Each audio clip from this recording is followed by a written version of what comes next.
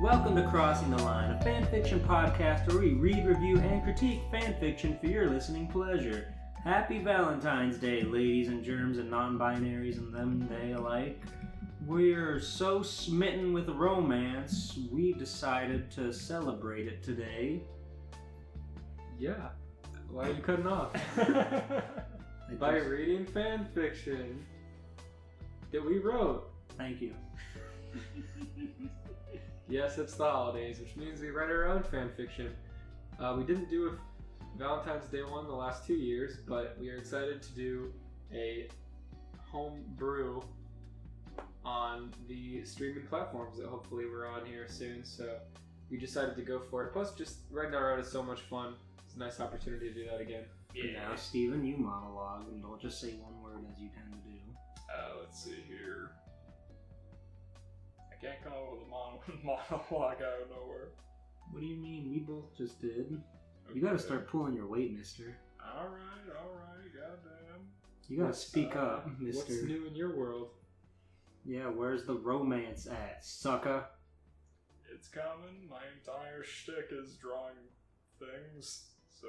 Romantic monologues. Yeah. Drawing characters longing for other characters. Now you're getting it. That's true. Every day is Valentine's Day. Incredible. I hope you, the fan, got lots of chocolates and other sweets from your sweet. Ha ha, ha ha ha. That's a good one. You like how Valentine's Day chocolates are already on sale a week before Valentine's Day? Do you like how Target has a variety of Valentine's quote-unquote gifts, such as a $10 gummy PlayStation controller? I like the big gumball tennis balls. They do have those, and they're strangely as furry as real tennis balls. They got the texture down pat, you're not wrong. It's just tennis balls, and they're selling them as gumballs.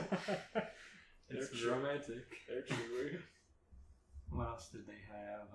They had some good ones. God, my mind's blanking, and I was just there earlier today. Your tradition is the love truck. That is true. For the past, 5 years, I've given a random friend a chocolate pickup truck that is very funny, and nobody ever finishes it.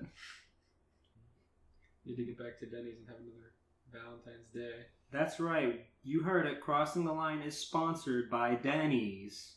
America's Diner. You need to get back to Denny's so we can have their new heart candy pancakes and pancakes with the same texture as a heart candy. Introducing just chalk and flour.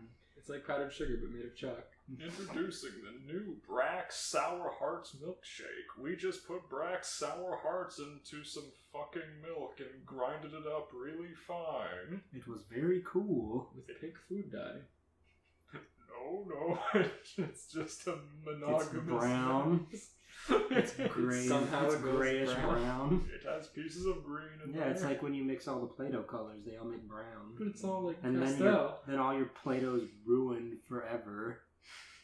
Thanks, Dylan. Fuck you. We threw in some Play-Doh for texture. Come get the Denny's kids meal with Play-Doh toy. Come get the Denny's kids out of the Denny's. Play-Doh toy. Yeah, just imagine you bring your kid to Denny's and they're playing with Play-Doh and when their food's in front of them. And then the Play-Doh particles get in the food. And they eat the Play-Doh and don't eat the food. And they eat the Play-Doh and play with the food. Oh my god. How romantic. Would you guys like to get started? Actually, yeah, I'm very excited to read this. Okay. Read yours. Yes. We don't read our own, by the way. We read each other's. Yes, in the true spirit of the show, we always go in blind on this stuff, so we never read the fan fictions that we write. We always pass them off for a friend. Yeah. So, who would like to read one first? I can read one first. Good news, Steven. You get to read mine then. Oh, hell yeah. Let me just pull that up real quick. Steven, do a monologue into the mic while I pull that up. Are you tired on Valentine's Day? Are you hungry for breakfast food? Well, today and today only, which is not on Valentine's Day, you can go to our Valentine's Day sale. How is that working? You are so You need to weak, speak up. Steven. Don't you watch YouTube, they all scream and they can barely get the audio to work. Say, what's up, guys? Today we're doing a very special Valentine's Day special. We're gonna bring Cupid to my house at 3 a.m. I bought Cupid off the dark web. I bought a small man in a diaper off the dark web. I made Ahmed Mo dress up as Cupid. What's up, guys? I'm Ahmed Mo, and Cupid is so scary. I'm afraid of love and commitment, guys. J-Station handed me a diaper and a crossbow, guys. I don't know what to do. Girls are actually really, really weird, dude. They got these things called pussies, yo. I don't like them. They're scary. And J-Station doesn't either. That's right, J-Station.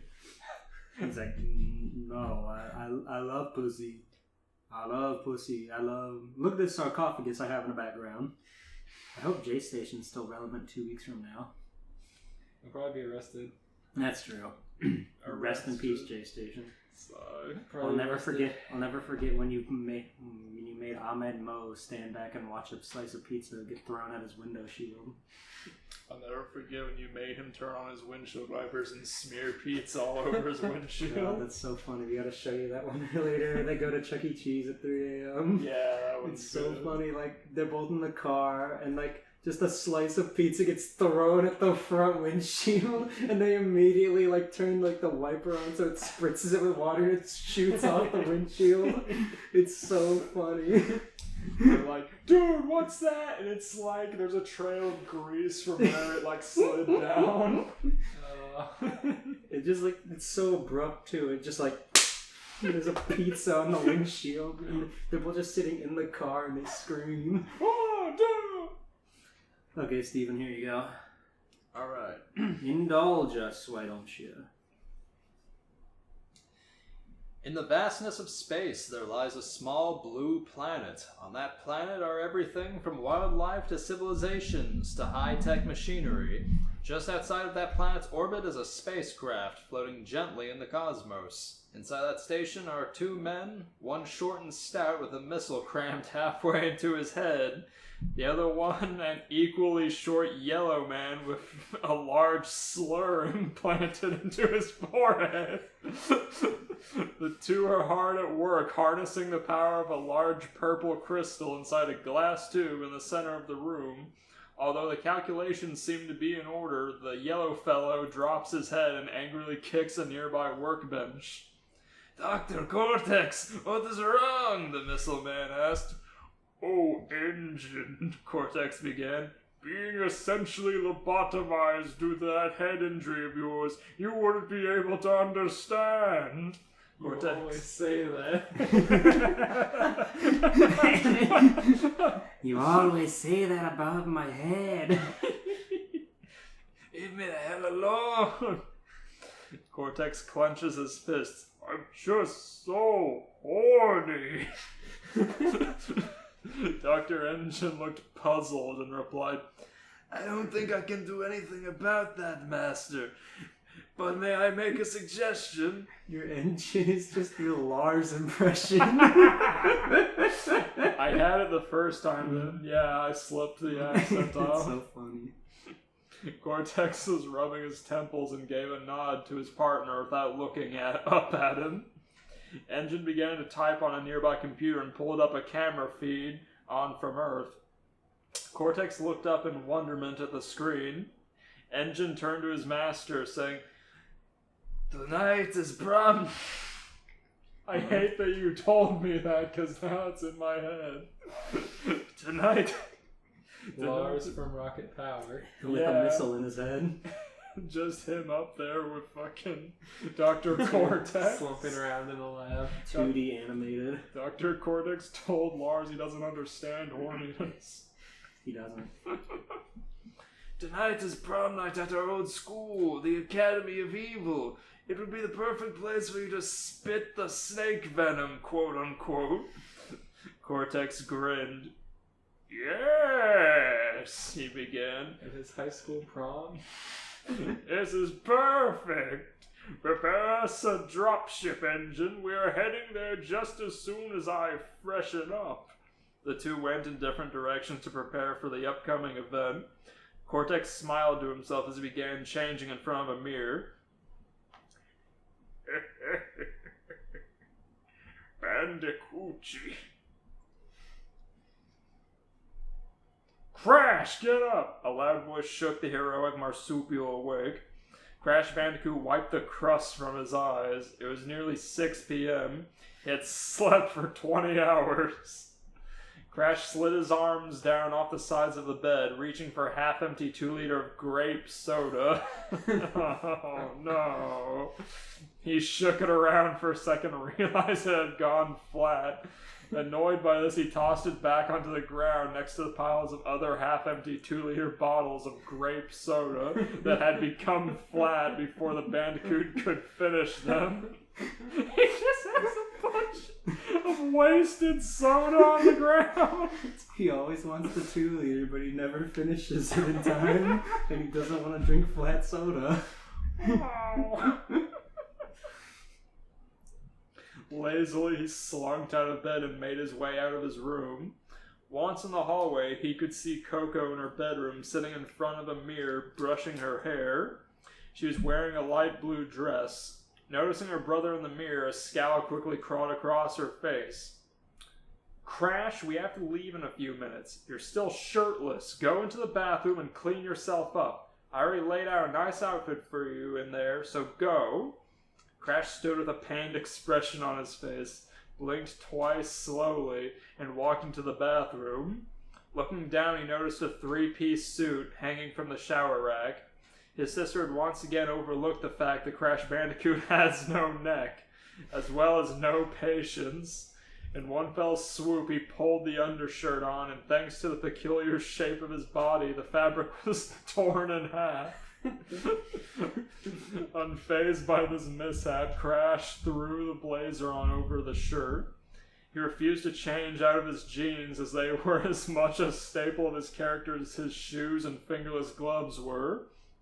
He slid into a nice pair of dress shoes and tied the laces tight. He did that without removing his shoes. No, he removed them. Oh, okay. I just thought it was funny how I made the joke about him, all his trademark clothes, and then he immediately changes his shoes. I was about to say. I thought he put them on like over his sneakers. No, that's disgusting. He slid them on over his shoes. Yeah. Coco buys some shoes several sizes too big, knowing he'll do that. She spends like $50 on a pair of expensive dress shoes, and he just tears his toes through them. He slid into a nice pair of dress shoes and tied the laces tight. Before turning to leave, he looked down at his toothbrush in a cup next to the sink. He looked at himself in the mirror, then back to the toothbrush.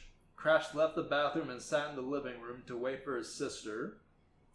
Coco stepped out of her room, her dress sparkling in the light. She looked at her brother and rolled her eyes. She complained about the torn undershirt, but she expected even less of him. Alright, let's go. Let's get going, Crash, Coco stated as she started towards the door. The two of them climbed on top of the same nitro cart and sped off. Next stop, the Academy of Evil.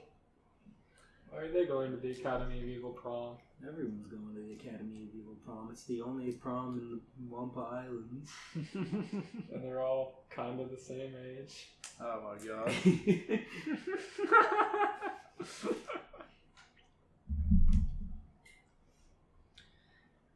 The sun is set, the doors to the Academy of Evil fling open.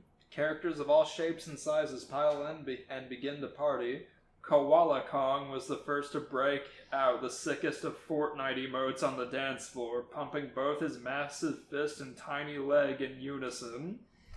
Dingo Dial hit the snack trays and double dipped his chips every single time, fully aware that this would spread germs and disgust anyone who sees the dirty action take place.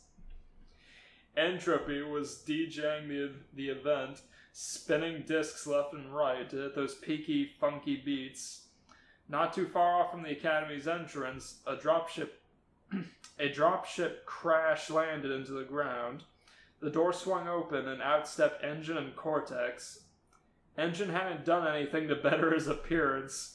Cortex, on the other hand, was wearing a tight-fitted tank top, baggy camo jeans, a backwards ball cap, and shutter shades. Looks like a douchebag. Yes. I love this. I love giving characters costumes. Oh my god. Put that in CTR. I'd buy that, hell yeah. His hat would have to be so big. It just like balances on his top tuft. Come along now, Cortex stated to his partner in crime. There's much to be done tonight. The two made their way into the academy. Cortex scanned the room, much like how he scans his computer for malware whenever he plays an illicit computer game.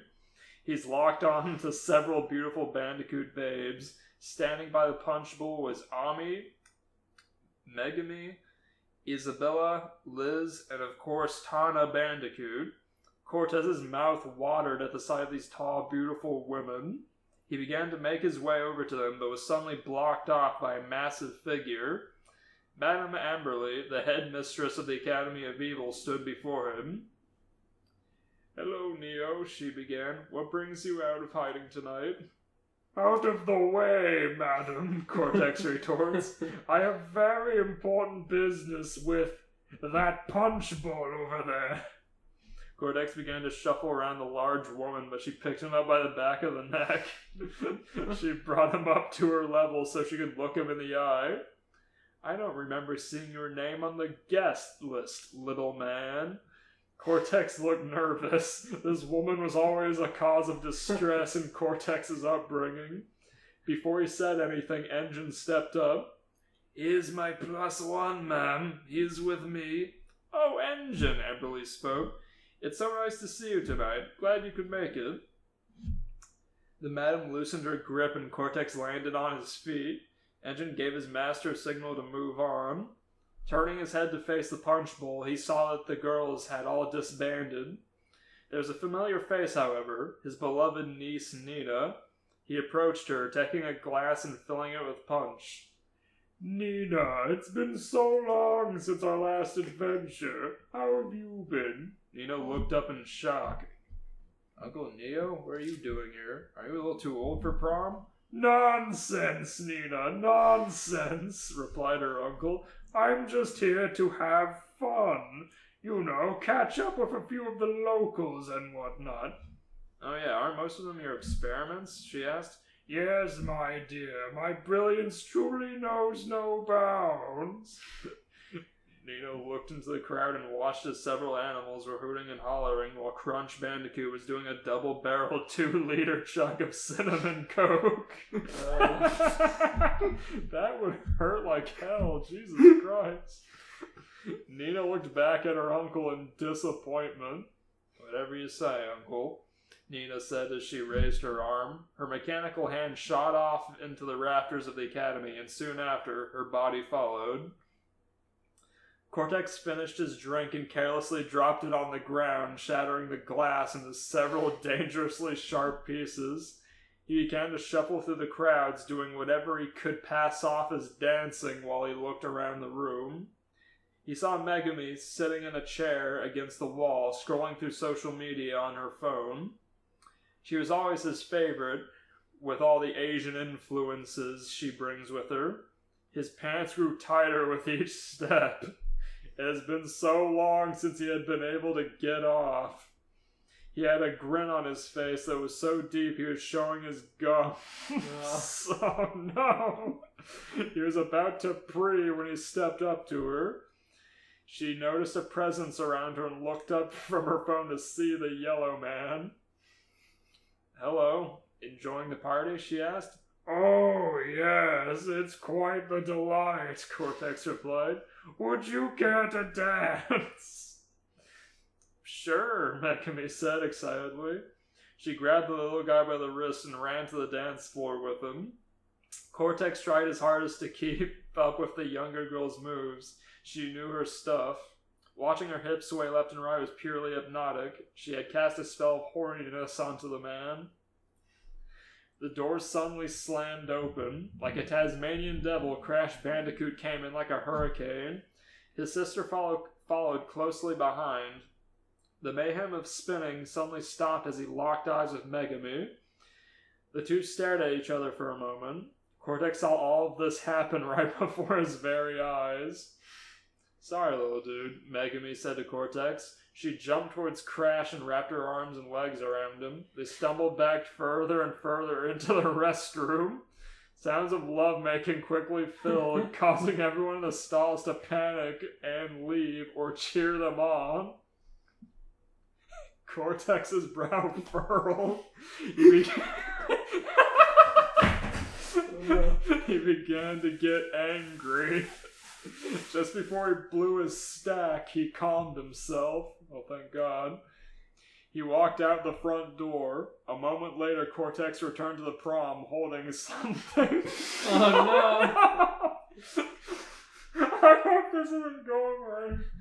Oh no! This caught the attention of Crunch. What's that? He asked. Cortex raised his arms. A gun, he said. Oh no! It's like the scene with Jimmy from Static Shock. It is exactly that. That's the first What's thing. that? A gun? What's that? A gun! His little R. Fucking Megami wasn't funny. He fired a pistol round into the crowd, and the sound caused everyone to panic. He's an adult. Why is he here? He's horny. He's already the most intelligent person here. He got cocked once. And he immediately began a revenge tour on this high school. He almost came. He was so close and so long. You do the same thing. He furrowed his brow and got a fucking gat. The exits were stormed immediately. The bullet had struck Dingo Dial, which caused him to tumble over, knocking over the bowl of deceased chip dip. Can you call this a crossover with Static Shock? I wouldn't like to, but sure. I'm sure Jimmy's related to Cortex in some way. They're both horny. There better be a real crossover here, or else it's Static Shock. Cucking me with Megami wasn't funny. Calling me little guy wasn't funny. Dingo Daw's trying to calm him down.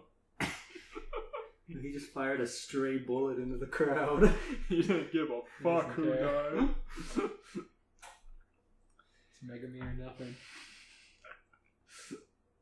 The bullet had struck Dingo Dial, which caused him to tumble over, knocking over the bowl of deceased chip dip he had still been painstakingly poisoning with his own bodily fluids. Cortex looked at Crash's sister with a blank stare. He threw the gun at her and walked out through the double doors. Engine must have known something like this was about to happen, as he had already prepped the dropship to leave. The ship took off back to space. Cortex shut his eyes. He knew tonight was going to be another lonely night with his hand. Jesus Christ. He just shot Dingo Dial and He left. shot one bullet and left. He had his fill. Die. He goes, die. He Duh. looked at a woman with a blank stare and just tossed the gun at her. Crash A Bandicoot is real pistol. Here. Crash Bandicoot is like in friggin' school counseling. I'm mad at everyone. I'm mad at Cortex for shooting someone. I'm mad at Megami for cucking Cortex. I'm mad at Dingo Dial for double dipping. I'm mad at Dingo Dial for getting shot. I'm mad at Dingo Dial for deserving to get shot. As the commotion died down, Madame Amberly was taking stock of the situation. Scanning the room, she saw Coco Bandicoot holding the gun, looking confused. Amberly approached the small girl. She put a hand on her shoulder. You should really think about your tact, darling. This is the Academy of Evil, not the Academy of blindly shooting your feelings out. Amberly pulled Coco's hands behind her back and cuffed them with a pair of emergency handcuffs she had for this occasion. She led the girl outside. All that was left was the groaning of a wounded dingo dial. A few cups rolling around on the ground, and the sounds of moaning from the whumping and humping coming from the Wump Island's best hole. All in all, it was a pretty good day for Crash. The end. Dingo dial still hurt! What would you guys rate that story? Oh my god. Ooh, I like that, the name of that recommended one. Okay, and the incident. Oh wait, don't censor that. I would rate that a really angry Crash Bandicoot. I'd rate that 1 shot, 1 kill. Yeah, I didn't even have remotely an idea until last night, and I wrote most of it at work and then the rest of it at home before I came over here. That was so funny. I immediately jumped to that scene from Static Shock. Yeah, no, as soon as I came up with the prom idea, I was like, okay, how do I turn Cortex into Jimmy?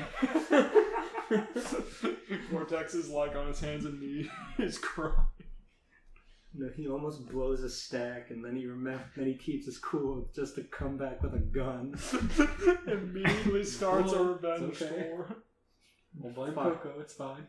Fires 1 round and leaves. 1 round and throws the gun. Without a word. Well, he had 2 words. It was a gun. Yay!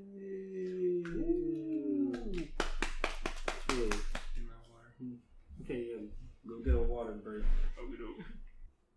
I had set up to do something with Nina in the rafters, but I forgot about her until it was too late. There you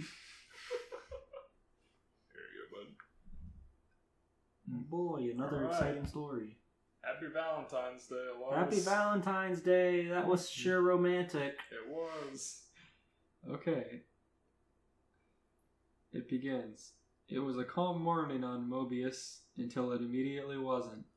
The infamous Dr. Ivo Robotnik kicked the door to his lab open, putting another dent in his drywall and passing the blame onto the nearest lackey. It's his drywall, I'm sure.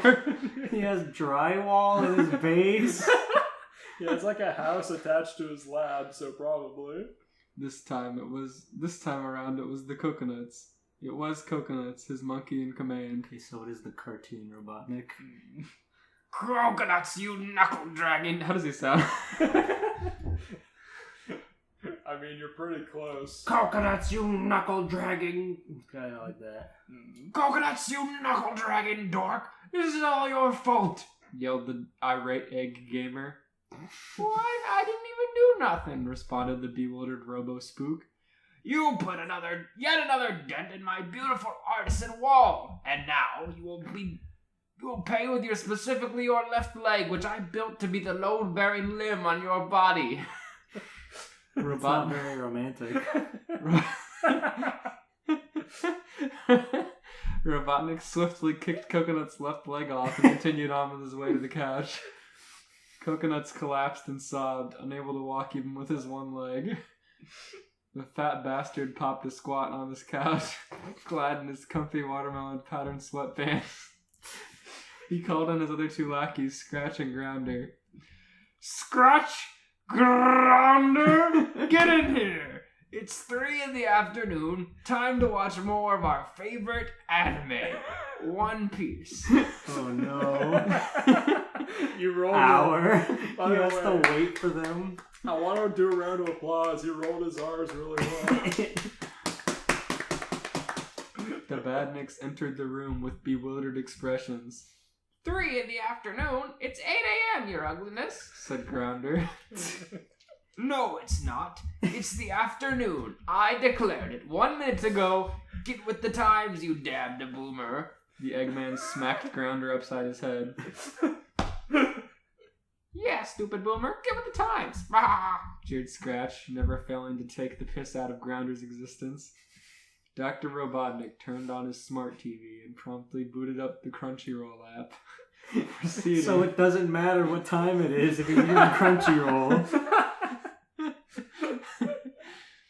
Proceeding to lead up to the episode of One Piece where Nami fights Mrs. Doublefinger, Robotnik took one look at Nami in her hijab outfit and lost it.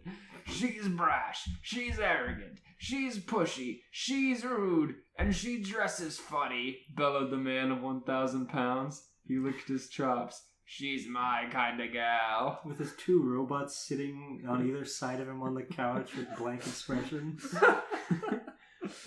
Robotnik hopped to his feet, popping his knees from the shift and weight as he raised his arm in a triumphant pose. Listen up, dumbbots. Valentine's Day is tomorrow, and I have decided that Nami is going to be my date. Nami? But she's an anime character. How are you going to date her, your weebiness? Inquired Scratch. This is so funny. It's simple, you chicken fried robot. We're going to jump into the TV and go into the world of One Piece and fucking snatch that snatch and bring her to here. Bring her to here. Robotnik balled up his fist. And I'll two-handed reverse slam dunk anyone who gets in my way. Now gain way! Robotnik changed to a later episode, proceeding to get a running start, and while grabbing onto his cronies, skadooed into the TV and onto the Thousand Sunny. Wow, he jumped far. Alabasta is like 200 episodes earlier than that. He doesn't care. He doesn't even watch them in the right order. He just puts it on to look at the girls. The one body type girls. Oh my god. Robotnik's type. The members of the Straw Hat crew looked bewildered as the corpulent funny man waddled up to them on the deck of the Thousand Sunny. Robotnik took one look at Nami and got horny. Nami, I, the great Dr. Ivo Robotnik, am going to rescue you from these pilfering freaks. Zoro narrowed his eyes and his feelings were hurt. Yeah, you and what army, fat ass? He's never been emotionally wounded ever before. It took Robotnik. Not since his backstory. Took Robotnik to call him a freak. The crew all lined up in front of Robotnik in an intimidating formation. Robotnik was unimpressed. You may be a bunch of pirates running an anime logic, but I have meticulously searched on the One Piece wiki and have formulated the weakness for every single one of you sea hoodlums. Robotnik stepped forward. No. Monkey D. Luffy, Double Dog Pirate dare you to tie your arms and legs together, commanded the out-of-place doctor. Luffy, never one to deny a dare, hogtied himself with his devil fruit powers. Robotnik swiftly grabbed the incapacitated captain and chucked him overboard, drowning him. The crew freaked out as they lacked a main character. Robotnik laughed triumphantly and pointed to Zoro. He stumbled to pronounce his name. Rorano, Roran, Ro, Oroboro Realis Zoro. I challenge you to a duel. We will both take 300 steps in opposite directions and turn then to our swords. Zoro agreed, taking 300 paces on the deck of the Thousand Sunny. Once he had taken the required steps, he turned and looked around. He didn't quite recognize that part of the boat that he was on. Where did that idiot go, wondered the lost pirate. Now that Luffy and Zoro were out of commission, Chef Sanji stepped up to the plate. He just played into his lack of direction. Chef Sanji stepped up to the plate to take down the hard-boiled heavy terrorizing Nami. He waited for Zoro to take 300 paces. on the same boat. He got lost. He's like up in his balcony thing. God. I don't like thinking of Robotnik knowing One Piece lore. He went on the wiki just so he could know how to beat them. He's not watching them in order. He's just doing spoiled it himself. sporadically. I'll twist you up into a big fat pretzel and boil you in a vat of your own lard, you damn tomato man, threatened Sanji, rolling up his sleeves. Hold on, you confounded cook! Eat this! Robotnik handed Sanji a black jelly bean. Sanji took the bean and leered at him with contempt. However, he was obligated to eat whatever we was served as part of his code of honor. Sanji tossed the jelly bean in his maw and began slowly chewing. As the flavor of the bean began to set, Sanji's confident Brooklyn jaw began to slowly part into a pained grimace. He stopped chewing for a moment. He looked at Robotnik as if to ask him if he could spit the rancid bean out. Robotnik smirked and shook his head slowly. Sanji returned his focus to the task at hand and continued to chew. Tears began leaking from his eyes as the horrible taste violated the entirety of his taste buds. Oh no. Sanji didn't want to swallow. The flavor was physically hurting him. He dropped to his hands and knees, sobbing while he pounded the ground with his fists solemnly. After a good 10 minutes of avoiding the inevitable, Sanji swallowed the bean and began to weep heavily. He had never been through a more traumatic experience in his life. After a half-hour-long cry, Sanji got up in a defeated manner and proceeded to load into a dinghy, rowing off into the distance. The fact that such a terrible delicacy could exist broke Sanji's spirit and forced him to leave the crew. Jesus Christ. He just ate a licorice jelly bean and left. One. He didn't just leave. It took him 40 minutes to get through that transaction. He just looks at Robotnik and he's like, it's like, Code of honor. Robotnik LOL'd. Ah ha ha ha ha ha ha. I really bean-boozled that old Yankee. The doctor approached Nami. It was immediately blocked from his grasp as Usopp threw himself between the two. Robotnik shoved him really hard and continued. Get out of my way, you useless hillbilly. Lastly came Chopper, whom Robotnik had no wiki knowledge on because he didn't look cool. Scratch, send this disgusting deer to hell. Scratch pulled out a sawed-off shotgun and point-blank Chopper into the sea. Oh my god. send him to hell. All that remained to protect Nami from Robotnik's clutches were Nico, Robin, and Frankie. Nico Robin did nothing as usual, and Frankie died of blood poisoning after Grounder replaced his cola with grape soda.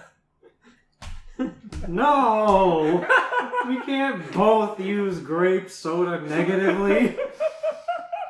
Robotnik snatched Nami like an apple off a fruit stand and cargo held her as he walked off. Like Donkey Kong? Yeah. No, he's got her in like his shoulder. He says, ah ha ha ha ha, fucking R.I.P. Straw Hat Pirates. Valentine's Day was upon Mobius, and Dr. Robotnik had decided to take his new girlfriend on a date to the most romantic restaurant he could afford, Applebee's. That's the most mediocre restaurant he could have picked. There's literally no place more mediocre than Applebee's. Robotnik defeated the entire Straw Hat crew. Poisoned Frankie, poisoned Sanji. Nami, with an advanced navigation of the entire Earth, is forced to go to the least interesting place on Earth. Wait, are they still in One Piece world, or did they go out of the TV? They went out of the TV. Okay. Valentine's Day, yes, they're at Applebee's.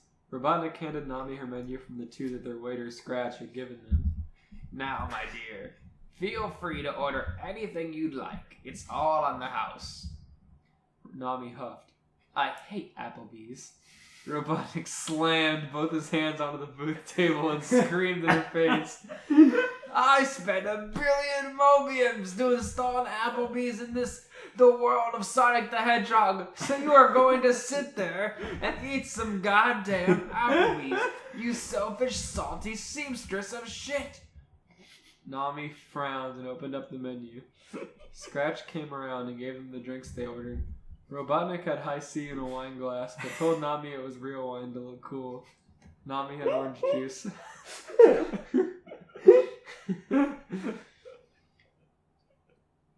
Where can I get started for you two lovebirds? Asked the foul waiter. Bring me your finest rack of ribs, you bird brain, yelled Robotnik in the middle of his actual restaurant. Nami sighed in embarrassment. Just bring me a damn steak. Your finest steak, the doctor yelled in emphasis. Okay, well, this is an Applebee's, so they will only be so fine. I'll have those right out for you. Robotnik turned to his date. And now, while we wait, I shall serenade you with my favorite song. You're gonna make Elias sing a song as a Dr. Robotnik? The lard man took out a Casio piano and cleared his throat. Wake up, grab a brush, and put on a little makeup. Why'd you leave the keys? Fuck you. That was pretty romantic until you realized. Wake up!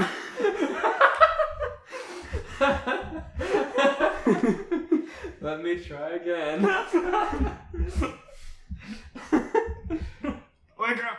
Grab a brush and put on a makeup. Why'd you leave the keys up on the table? Here you go. Create another fable. You wanted to. Robotnik began to sing the entirety of Chop Suey by System of a Down while playing the instrumental with his Casio. However, the Casio's batteries were low, so every key was a different pitch on a brown note. Nami massaged her temple. The migraine that had started the minute she met this man-child only growing more intense. Scratch finally returned to give the couple their food. However, Robotnik was still in the middle of his song, so he told Scratch to take the food back to the kitchen until he was done. Nami bit into her napkin as her food was taken from her. After 4 minutes, Robotnik's shit show was over, and Scratch was allowed to set down the now cold entree in front of them.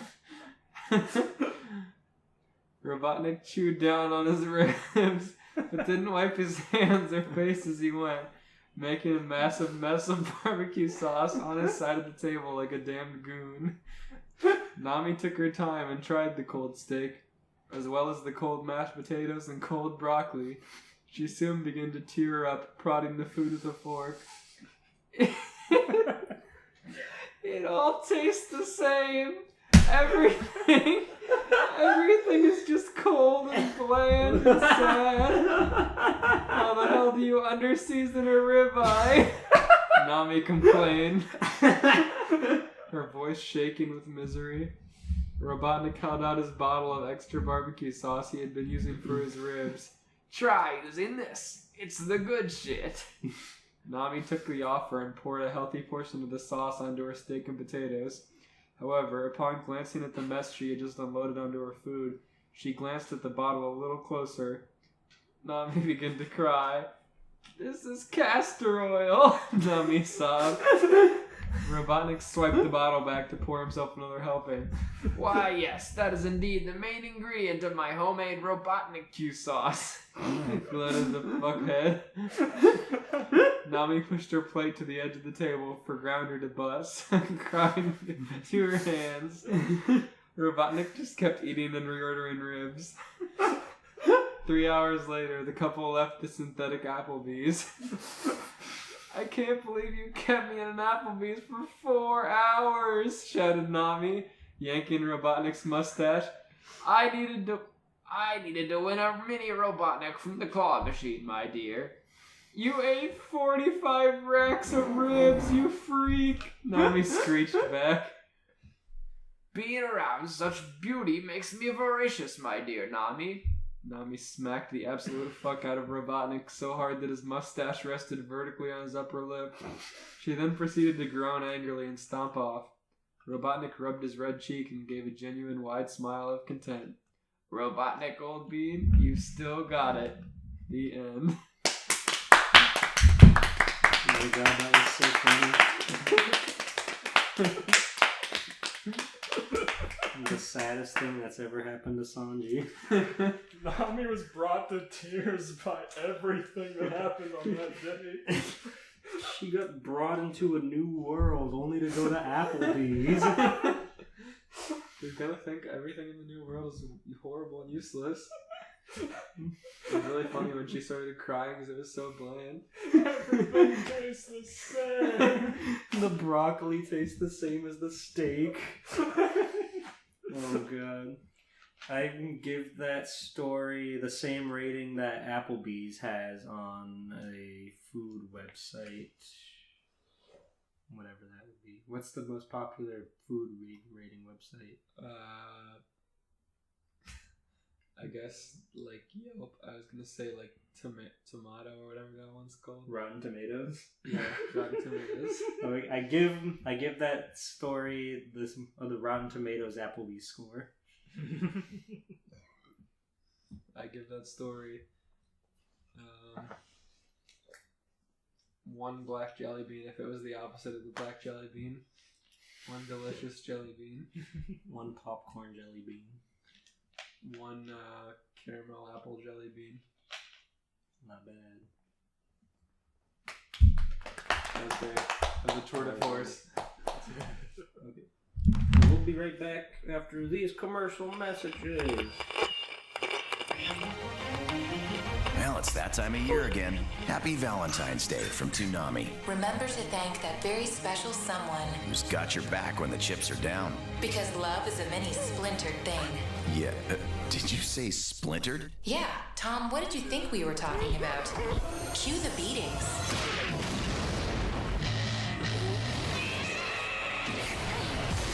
So you finally showed your true colors. Now it's gotten interesting. Stop your whining! Just get out of the way! You're so dead! When I'm done with you, boy, you're gonna have nightmares for a month. Give it your best shot. Love is in the air, and pain is on the menu. Make a move. When you're ready to die. A right uppercut to finish you off! Your soap smells nice. Good. It reminds me of the beach. It is the beach. You just picked up beach sand and put it in a soap dispenser. You ever had that soap that's like sand? It's like kinetic sand. I hate that soap. Yeah, when we went to that one coffee place for that Smash Brothers thing, they had it, and it was confusing and bad. Oh yeah. Because it just like pours out, and you're like, ugh. And then your hand still feels dirty because there's sand on top of it. That sounds terrible. We probably cut somewhere in there, but we're back.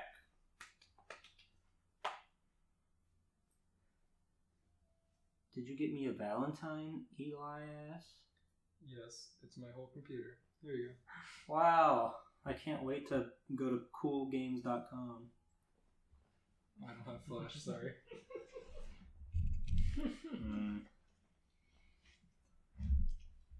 You can play interactive, buddy. Newgrounds has their own Flash player. Whoa. Yeah, I can start getting all the high scores on Newgrounds games. Hell yeah. Every single one. High score on Bubba Joe or whatever his name is. Super Mario 63, Hell yeah. Mega Man Polarity, Final Fantasy Sonic X. Mega Man Sonic X. Watch all 8 episodes of Super Mario Bros. Z. Hell yeah. Watch Metal Sonic or Mecha Sonic horribly bash Yoshi while holding onto his tongue for a minute and a half to make him cough up a Chaos Emerald. He's just beating a damn dog for a minute and a half. We're holding him by the tongue and like ricocheting him like a paddle ball. Watch all Nazo Unleashed and look at the intro where they say it's not inspired by Dragon Ball Z, even though it clearly is. And like he uses Dragon Ball Z sound effects. Yeah. Oh, Nazo is so fucking cool though. It's coming back. They're doing a new series. Wow, incredible. Anyway, I'm going to take a look at this wonderful Valentine. It was a cool February evening on the boardwalk of a West Coast town. February 14th had come and gone, and it was now about 1:30 a.m. We pan our view across the pier to the strip of shack shops. Arm in arm, 2 small figures bounced off the pier steps and towards a taller, yellowish shop. Looking up with an arm raised to shield his eyes from the intense mildew orange lettering, Kermit read, Shore Shack, huh? Hey, Miss Piggy, it looks like they're still open. 1:30 a.m. Oh no! Oh, I can't do a Miss Piggy voice right now. My throat is messed up. Let's do a really bad girl voice. Oh, seriously, Kermit? A damn shack? If we had went to Hawaii instead of this broke-back shack town, it would still be Valentine's Day. Kermit stared at her wordlessly with dead eyes, but eventually her gaze broke his. He sighed and she walked in. He sighed and she walked him into the shack regardless. Inside, loud surf rock blared from a cheap coconut-shaped speaker on top of the fridge, causing the audio to be even more distorted than the 180p YouTube video was playing from would already necessitate. A few of the bar seats were occupied, leaving two open for Piggy and Kermit. As they sat down, the grating berating began. Kermit, why don't you ever... Just then a large figure loomed over the two puppets. It was a Hawaiian man as wide as the island itself, with a smile like an upside-down rainbow. Hey, little cousins. My name is Tito, and like I told those other shoobies at the bar, keep it down or don't place your coconuts down. And the man's sheer presence made Kermit and Piggy feel like they just went swimming at the beach and put on clothes without showering. A wave of sand and grit soaking their very souls. They couldn't move. That was until, without ordering, Tito put down two heavy milkshakes in front of them. Kermit knew not to look a gift shake in the mouth, but Miss Piggy wanted to order French fries, so she began. Hold on, big man. I don't want a shake. I want to order a basket of fries. Hold the salt, hold the oil. Tito was facing the grill, and without moving his frame, his head crooned slowly and with a wide smile towards Miss Piggy. Kermit, still sandy with fear, began to plead that Miss Piggy take it back. Come on, Miss Piggy, you already made the shakes. Besides, you can dip your fries in a milkshake. They're good that way. But she wouldn't have it. No. Bang! Tito slammed a wide red hand on the counter in front of her, knocking over her milkshake and nearly shattering the rings on her hand with pressure. An ancient Hawaiian once said, Raimundo won't let me close the shop until all the customers are gone. And that doesn't mean I have to be polite to some shooby. Get out of my shop, you spit roast slut. Holy shit!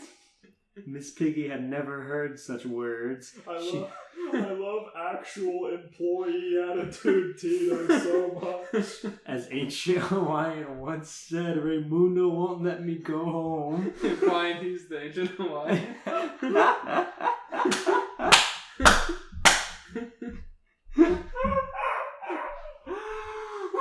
Holy shit. Miss Piggy had never heard such words. She left in a huff immediately, and Kermit began to pick up his coat when from the other side of the bar he heard a, that'll show her. Kermit was now the one in shock. Who could this brash voice belong to? He peered over to see three large men on the seats adjacent. One stood up combing his large yellow pompadour. Now that was a lady, heartless to the end and beautiful as they come. Putting his comb in his pocket, he whipped a hand down to Kermit, gesturing for a handshake. Kermit's limp puppet arm met his, and the man squeezed firmly. It would have broken every bone in Kermit's hand if he had any. Nice to meet you, Greeno. I'm Johnny Bravo, and these two are my bros, Ryu, Kirby, and SCP-137. Kermit looked closer to see a third small pink circle with a face in the farthest seat down. Polio, it said. Nice to meet you, too. Oh, nice to meet you, too, Kermit said. Johnny grinned. You look like you could learn a thing or two about women. And more importantly, you're not being whipped by one. About not being whipped by one. Kermit frowned. You know, fellas. Just then a busty blonde bimbo bustled on by the boardwalk. Johnny's eyes grew sharp. Hold it, Felty Frog. Watch this. In a cartoonish slide that slumped him down low, he slid across the street up and up again beside the woman. Johnny slapped her ass so hard it was deafening and began to speak. I said, hey, baby, that's a beautiful hunk of meat you got there. The woman raised a hand and sprayed Johnny in the eyes with pepper spray, spraying and spraying for a full 10 seconds as he crumbled to the floor. He curled into a fetal position and began to cry. Kermit turned back to the other three. Next was Ryu. He stood up. Ryu and Kirby and SCP. SCP-173. 137. You have 173 open up there. Okay. Were you just learning about SCPs? It's the one from SCP Containment Breach. Oh, is 137 the cement guy? Yeah, I looked it up. Okay. What's 173 then? Maybe, whatever one I put down first, maybe it is 173. I think I started calling it 137 later down, but... That's fine. Now, Frog, I will show you how to hit women. Ryu walked over to the same woman who was now putting away her spray and stepping over Johnny. He grabbed her from behind by the neck and threw her over his shoulder onto the ground. She stood up, going immediately into her super move. High kick, block, low kick, block, high kick, block, low kick, block. Over and over she attacked, but Ryu blocked every move perfectly. Then jumping for one final kick, Ryu blocked again and kicked her in the stomach. She crumbled next to Johnny and they both rocked back and forth in the fetal position. Ryu walked back over to the bar. Kirby said, "Pow!" SCP-137 made the sound of concrete scraping on a metal floor. Ryu sat down and nodded to his boys. Kermit's mood had leveled out somehow. Okay, guys, I think I'm starting to understand. Do you two have any advice for an old pussy-whipped amphibian? Kirby looked confused. Again, he flattened his body and said, "Pow!" But SCP-137 just stared and stared and stared. For it must have been minutes, Kermit and SCP-137 locked eyes, until everything else had disappeared. SCP-137 was made of some papier-mâché-like material, 8 feet tall and heavy set, with arms stretched straight out like a zombie, and stubby legs without joints. No mouth, just a smooth round head, spray-painted with splotches of blood red, green, and yellow. He more stood in front of the seat than he did sit down, and he more existed in space than he did occupy it. Kermit started to realize something when suddenly Raymundo walked over beside him and started talking loudly just inches from his face. Wait, isn't I don't know why I called him Raymundo. It's Tito. I thought Raymundo came. No, just to talk shit at this SCP. It's still Tito. I'm just losing my mind at this point. I don't like your game. What are you doing here? You know, little cuz, they say that SCP-137 only moves when you're not looking. Once you've noticed him, and I mean really noticed him, started thinking about what he is, the next time you blink, he'll snap your neck like a little twig on the beach. Kermit seemed unfazed. Well, you know, I don't have eyelids, so I can't really blink, Mr. Tito. Tito's smile turned into a laugh. Ha ha ha! Oh, then you'll be just fine. Sorry to worry you. Tito turned back to his fry cooking. SCP-137 had turned back to face the bar. Now it was Kirby's turn to offer sage-like bro advice. He hopped off the seat and, gulping in the air, floated with 3 shakes of his arms onto the bar and in front of Kermit. He spit out the air and knocked Kermit's shake off the table. He hit him with the fucking air gun!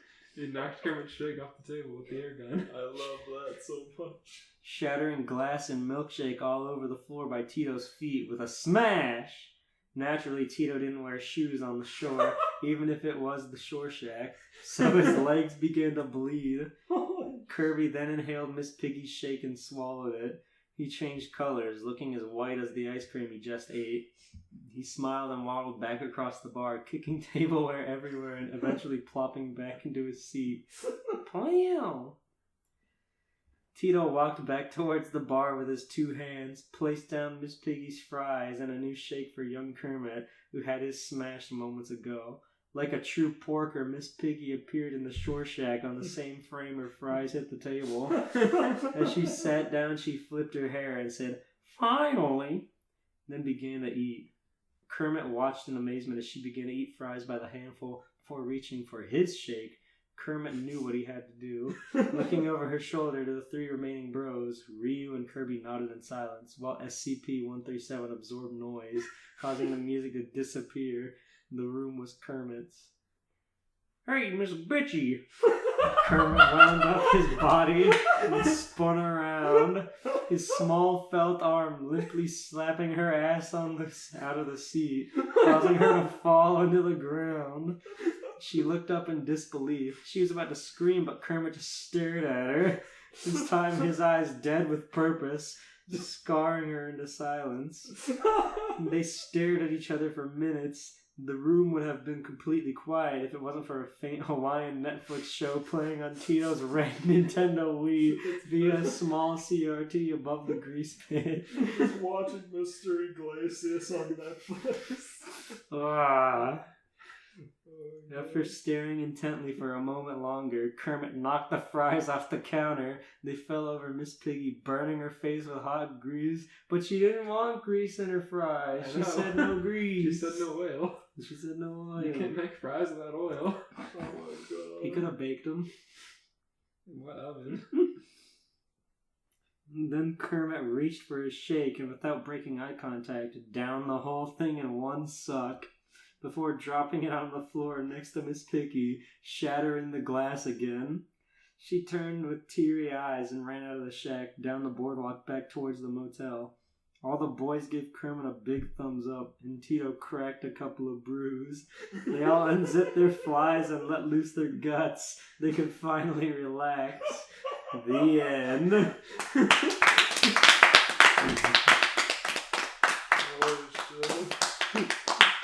Miss Bitchy. Hey, Miss Bitchy. Kermit used what he learned from all the boys, including the stare from SCP. And how to down a milkshake in one gulp. Yeah. Badlands the fuck out of that shit. I give that story 5 crossovers out of 5. I give that the subtle jiggle of Miss Piggy's ass when a felt hand gently smacks with contempt. But still hard enough to knock her out of her seat. Yeah. It is little, that's like getting flapped by a sweater. It is. Damn. It shocked her. She was like, oh. It spooked her. No one's ever touched back there before. She's never felt contact. Kermit's never raised a hand to her before. She's legitimately scared of the day it happens. Kermit put on pants so he could unzip his fly. He's wearing a nice outfit they went out for Valentine's Day. At the shore shack. Because they're 2 hours. California is 2 hours past Hawaiian time. At 1:30 she said, if we were in Hawaii, it'd still be Valentine's Day. And Kermit just stared at her like, are you fucking serious? What kind of comment is that? Oh god. Christ. That's incredible. Well, this was the most romantic day I could have hoped for. How about you two gentlemen? Oh, definitely. For sure, for sure. Well, you guys have any Valentine's Day plans? No, but I have Valentine's Day advice. Oh, boy. Give it. Okay. Slap her ass. Slap his ass. My advice would be, plan a date with your Valentine's Day lover, and then pretend you got really sick on Valentine's Day, so that the day afterwards, when you reschedule your date, you don't have to wait in long lines and you can get discount candy. That's it.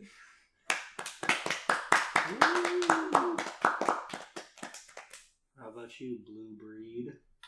Let's see, just watch things. I'm just gonna take the day off and relax, really. I see. Beforehand, I'm gonna stock up on candy, because apparently it's half off. It's not half off yet. You could signal boost and say, if you love me, you'll donate to my Patreon. Thank you. I'll be taking the day off now.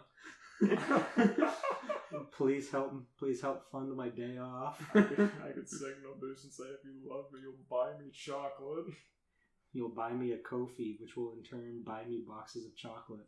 I will open a postal UPS address you can send me chocolate to. And then close it the day after. So get it in now, or else it will sit in the mail. It'll sit in the mail stop forever. The mailman won't know what to do with it. You can help me buy a U.S. postal address. What are those called?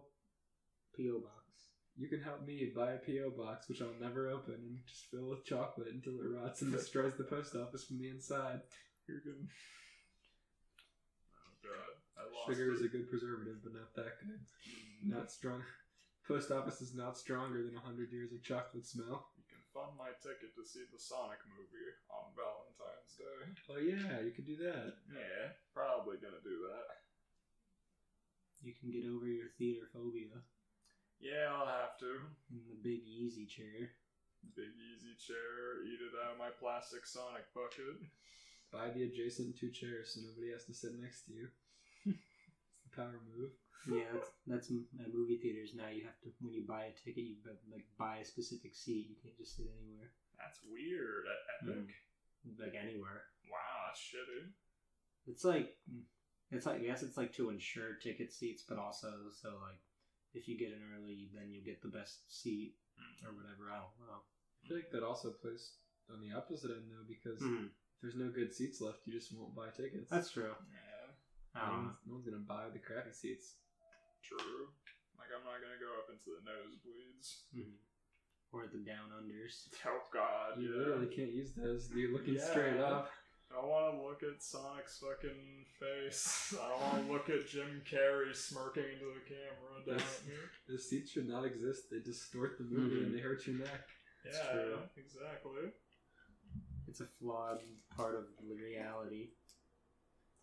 The movie should just be on the ceiling, and then you can lay flat. We should just go to a drive-through theater. And the movie should just be on the internet so I can watch it at home for The movie free. should just be free Up for me. top. I wonder if there are any drive-ins near us. The nearest one is like a couple hours away. Dang. I've looked into this. I know when I go, I'm definitely going to be looking. Epic generally doesn't have, like, good merch or anything like that with their movies. Usually it's, like, Cinemax or whatever. But I'm still going to look anyway, just to see, because I do want the plastic Sonic popcorn bucket, even though it's got to be a bitch to clean. Well, Cinemark had the Ecto Cooler, so I would assume they're going to be the ones that get in on it. And they had My Hero shirts when they were playing the My Hero movie. Ooh, Wow. okay. I'll definitely look into it then. I can call ahead, see if they have anything. Yeah, I guess you can. That's what I did with the Ecto Cooler forever ago. I was like, do you have Ecto Cooler left? And you said, I'll be right there. Like, yes, but we're limiting it to 3 per person. And you said, I'll be right there. Yeah, Yes. I remember I came with like Elias, Paris, and like 2 other people. That was cool that Paris went with you guys. Oh yeah, those are Ecto Cooler cans. That was cool. Yeah, and we got Devin, and he tried Ecto Cooler, and he's like, man, this tastes like I put an entire tangerine in my mouth. And yeah. I don't know, more tangerine would taste like more of anything. Right. Well, one whole tangerine. One whole slice of tangerine. A Tangelo. Tangelo. Okay, good night. Enjoy your Valentine's Day with your lover. Stay horny. Happy Valentine's Day, guys. That's one thing you can take away from this. It's true. It's true, we all wrote very horny stories, I think. For the most part. Just Yeah. don't go. Just don't get a gun. I was kind of upset that there wasn't any grape soda in your story, Elias.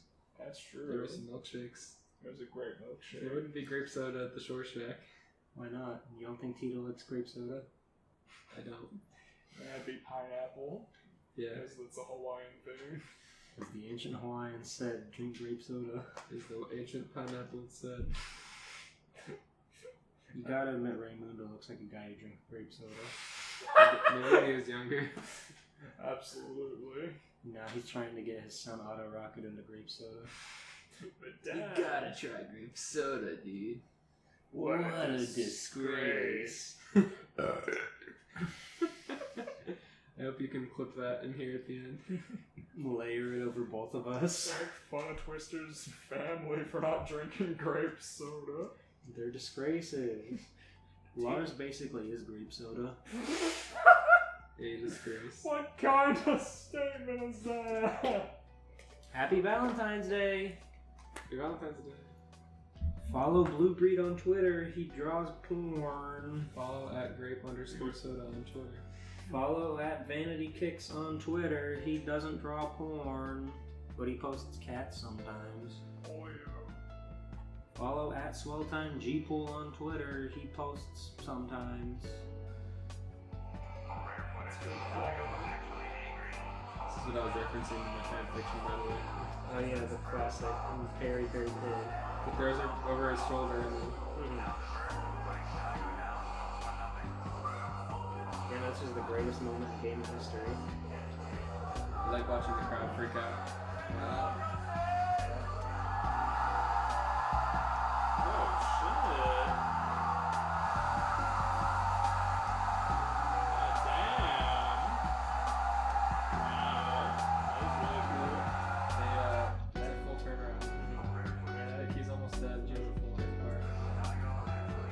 Street Fighter 3 parries are like